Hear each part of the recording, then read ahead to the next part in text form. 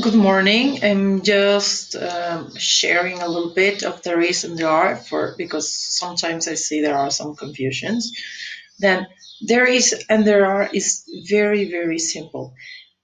This is in Spanish what we say I. ¿Sale? There is used for singular one thing, just one thing, like this example. There is a chair. We can say also there is one chair, just one. In Spanish, again, I repeat, there is going to be said I.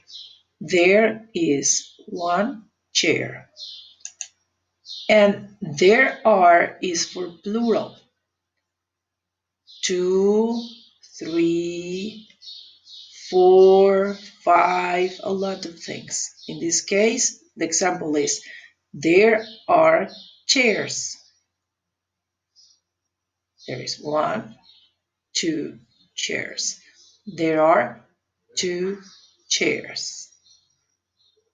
I repeat again. There is and there are is what in Spanish we say I. There are chairs. There are two chairs. Goodbye.